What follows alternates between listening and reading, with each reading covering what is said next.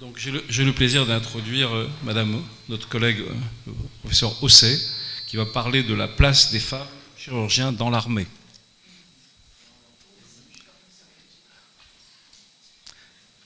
Vous venez à la tribune, mais merci beaucoup. Du temps mort pour me... Peut-être vous présenter. Voilà. J'ai peur qu'il me refasse un effet Larsen. Non, ça va aller. Je suis le docteur Osset, j'ai été chirurgien orthopédiste pendant l'essentiel de ma carrière militaire, je suis à la retraite. Il faut parler plus près du micro. Hein. Ah oui. Donc, là, il ne faut pas avoir peur du Larsen. Ou alors l'autre qui est là. Je suis désolée. Je suis le docteur Osset, j'ai été chirurgien orthopédiste pendant ma carrière militaire et je suis à la retraite depuis 4 ans. Alors, je vais faire une introduction qui n'était pas prévue. Enfin, la première chose que je voudrais dire, c'est que comme retraité, je ne me parle pas au nom du service de santé, je vais vous parler de ce que j'ai vécu et de mon ressenti. Et mon ressenti, justement, c'est qu'en fait, moi, j'ai été très heureuse et très facilement chirurgien militaire. Ça n'a pas posé de difficultés majeures. Et effectivement, on a peut-être bénéficié de ce cadre très rigide qu'est l'armée et des consignes qu'ils avaient reçues. Vous savez comment sont les militaires, on leur donne des consignes, même s'ils ne sont pas d'accord, ils appliquent. Et donc, je ne vous dis pas que ça a été facile tous les jours, mais ça n'a pas été compliqué. Et on a pu bénéficier, les 2 premières, la professeure Faucompré et moi, d'une carrière très, très, très normale, avec, je pense, pas plus de guerre et de conflits qu'en ont vécu nos camarades garçons.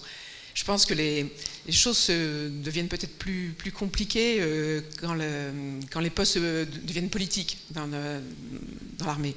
Mais tant qu'on est sur des postes d'effecteurs, même à haut niveau et avec un grade conséquent, ça se passe très bien. Non, merci.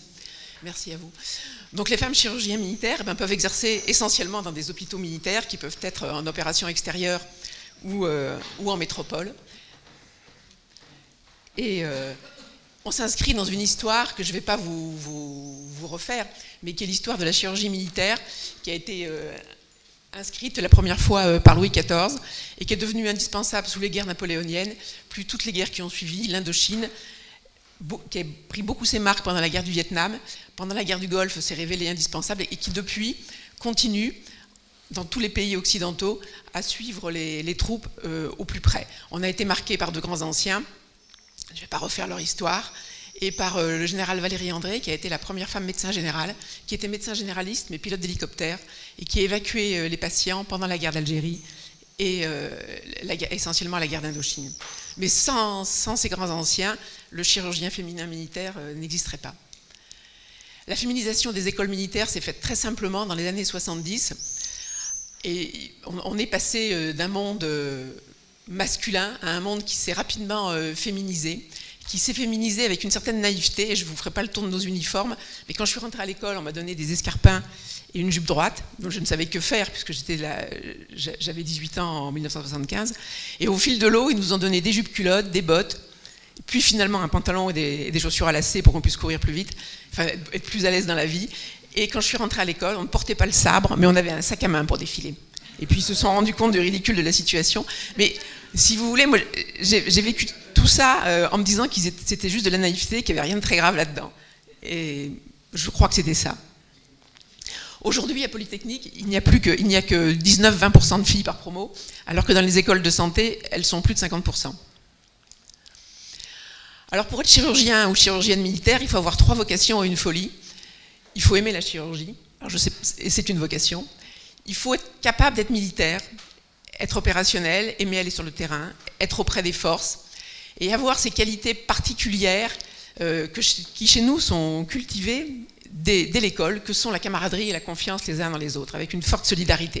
On ne peut pas aller à la guerre avec quelqu'un en qui on n'a pas confiance. Et donc je pense que ça nous aide ensuite à travailler en collectif. Et surtout, il faut aimer l'hôpital. Alors je sais que vous êtes quasiment tous hospitaliers ici. Pour autant, on sait que travailler à l'hôpital, il y a des difficultés. Tout ce qu'il peut y avoir comme lourdeur administrative, comme lourdeur au bloc, comme tout ce qu'on peut imaginer, comme toutes ces gardes qu'il faut prendre. Et pour certains, finalement, c'est la difficulté de travailler à l'hôpital qui les fait quitter l'institution. On a une particularité, brillamment représentée ici par le professeur Arvieux, que sont les réservistes.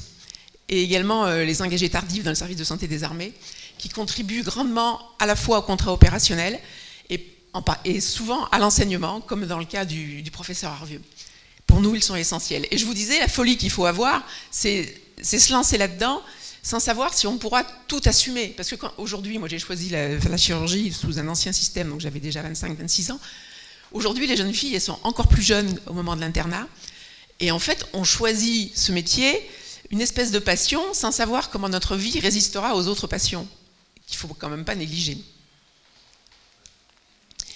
Donc à l'école, vous voyez, ça donne ça. C'est-à-dire qu'on rentre dans un espèce de climat de misogynie, et en même temps, tout dans les écoles fait cultiver la confiance en soi et la confiance dans les autres.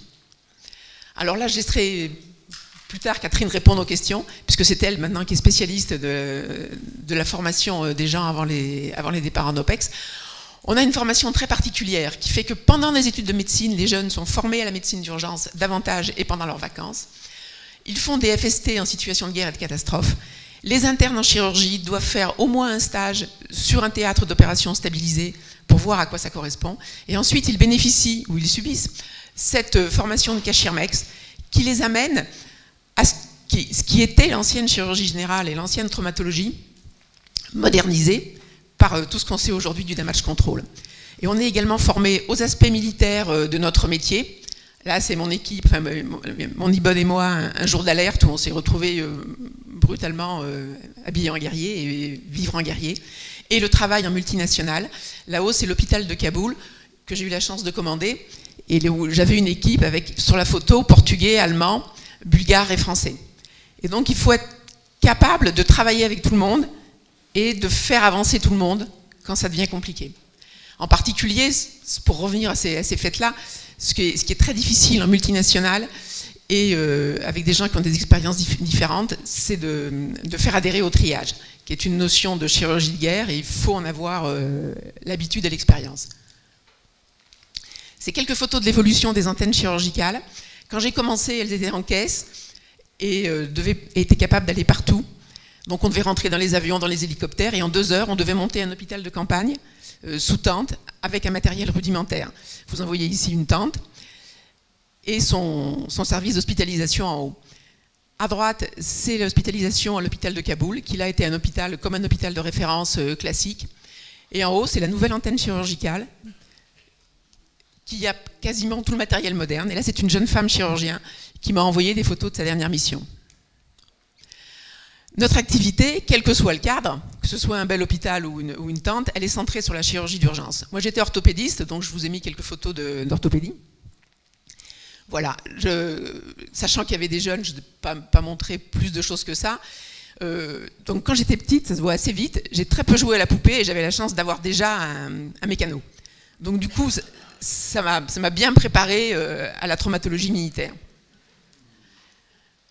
Et l'objet en général du délit, une balle de Kalachnikov.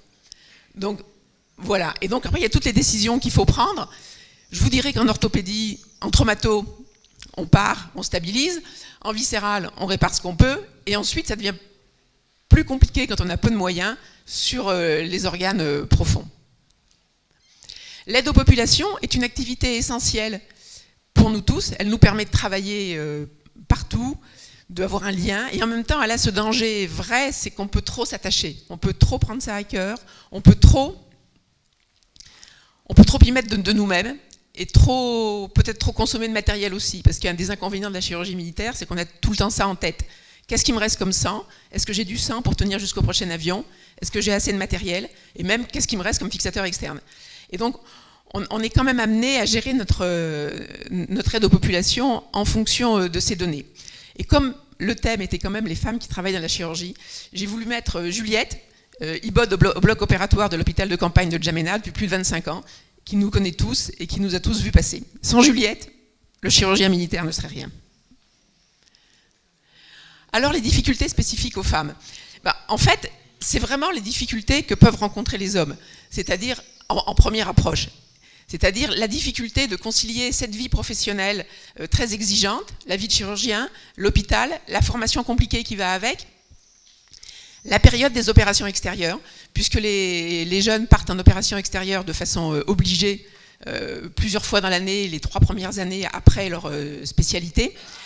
Et c'est extrêmement lourd.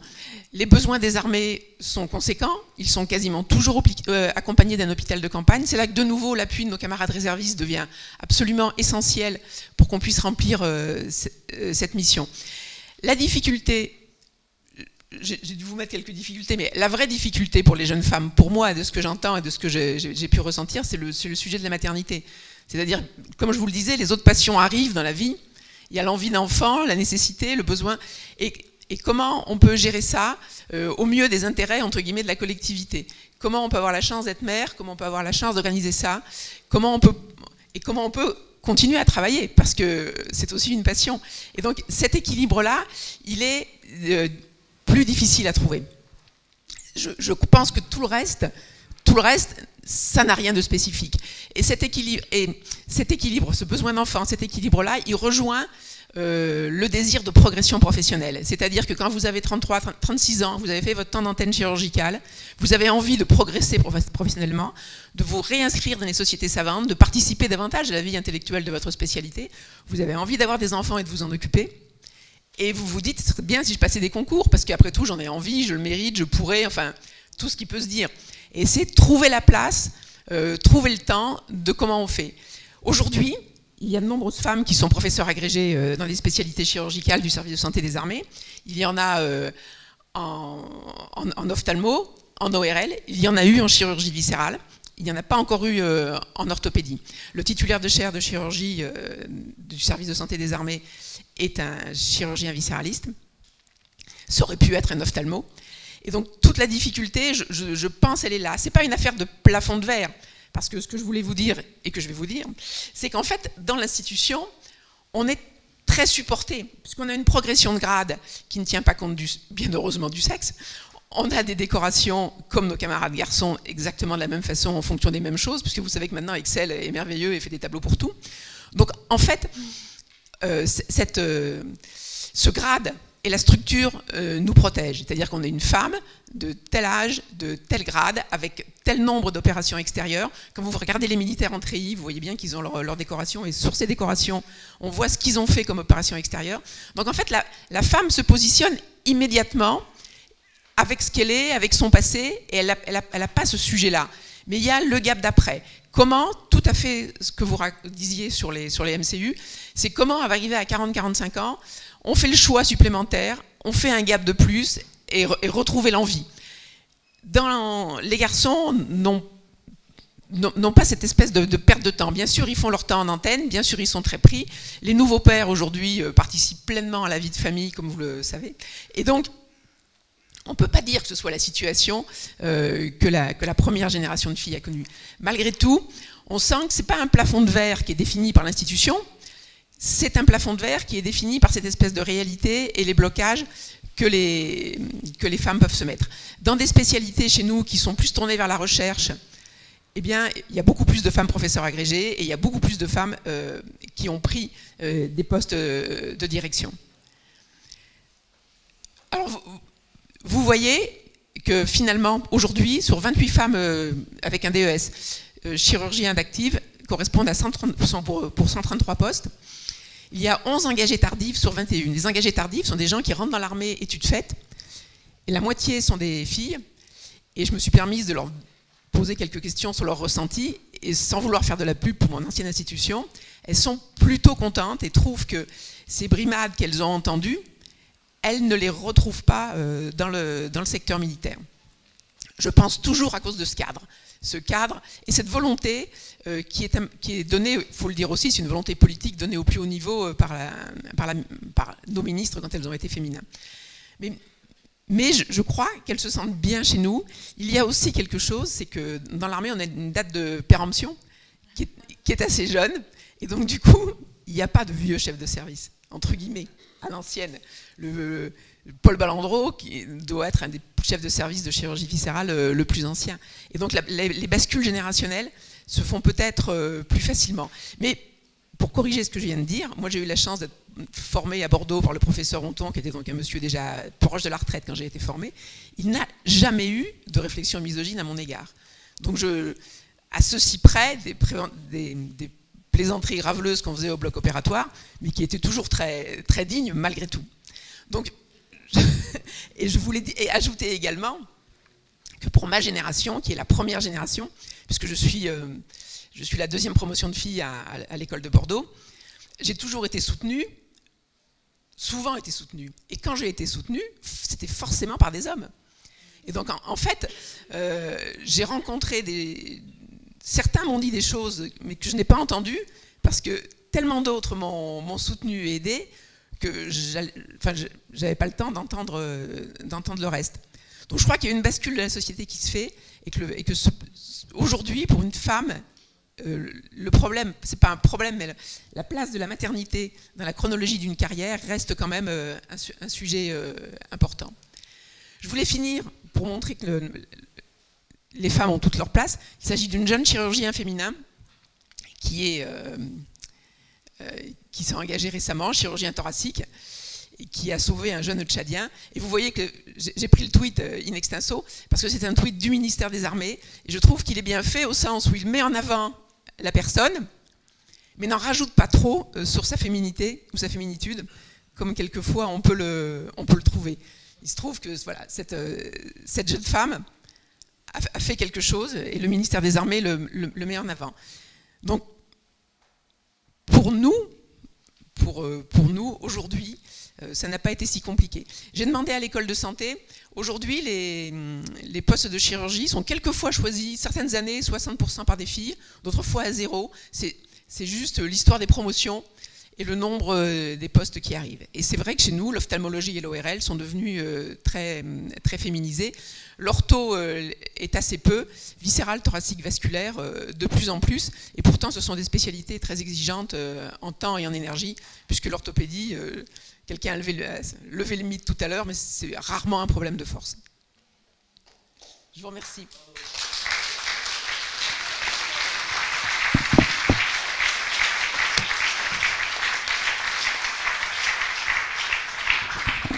Est-ce que je peux vous demander votre grade? Vous êtes général, vous êtes médecin général, inspecteur. Bon, général, merci beaucoup.